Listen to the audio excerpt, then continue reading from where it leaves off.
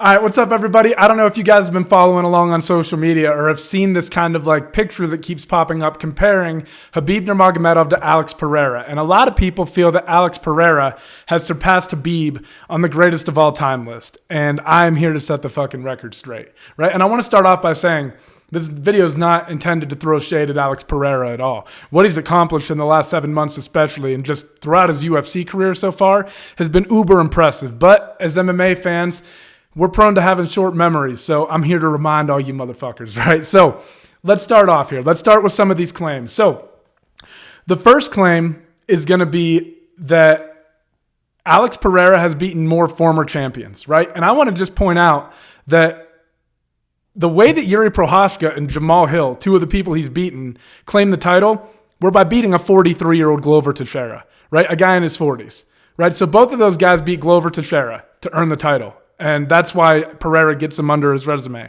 Again, not saying these wins aren't impressive. I'm just saying let's keep things in perspective here a little bit, right? Another thing that I want to point out is that Khabib only lost two rounds in 29 fights. He only lost 2 rounds in his entire career. Pereira lost 2 rounds on Saturday night against Roundtree, right?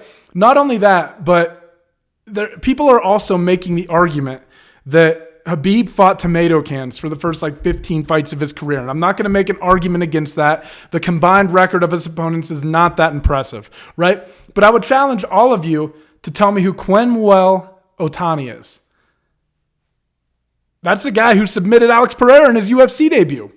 This is the other thing too. I think we're forgetting how hard it is to go undefeated in MMA in general, let alone to do it at the highest level, okay? Khabib went 29-0.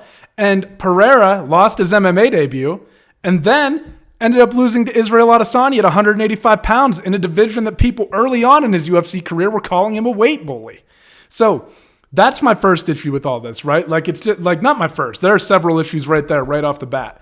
I also think we need to keep in mind that Pereira has yet to face a gifted wrestler.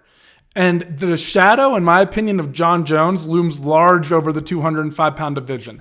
I still have a lot of questions about how Pereira would perform against John Jones if John was still at 205. And I have questions about how he'll do against an active fighter at 205 in Magomed Ankalaev. There are still questions to be answered in that regard, right? So the champions that Pereira has beaten, Izzy is super impressive, right? But the other ones, man, they're not that impressive to me, right? And I understand that Khabib doesn't have the same level of championship, quote unquote championship fighters on his resume, but we also have to take into consideration the pathway to the title for these two guys.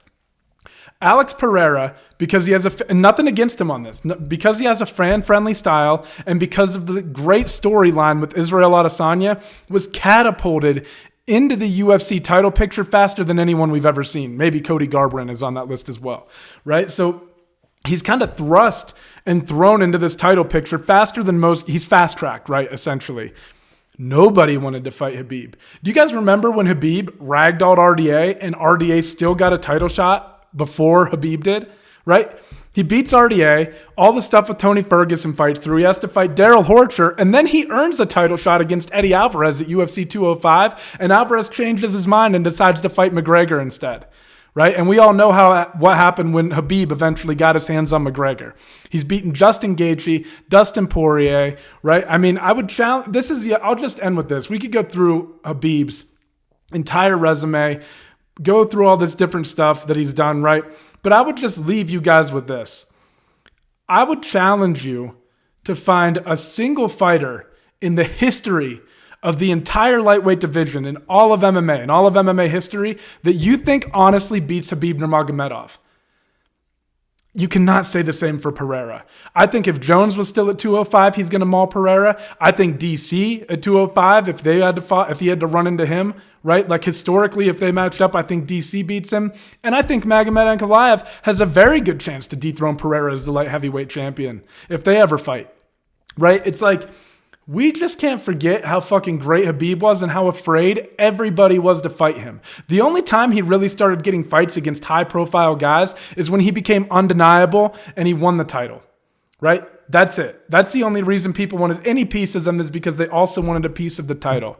Let's not forget how fucking amazing Khabib Nurmagomedov was and how dominant he was, right? The very fact that he's undefeated is an impressive feat in and of itself, but you got to consider, man, Pereira has 2 losses on his record and one against a smaller guy than him in Israel Adesanya.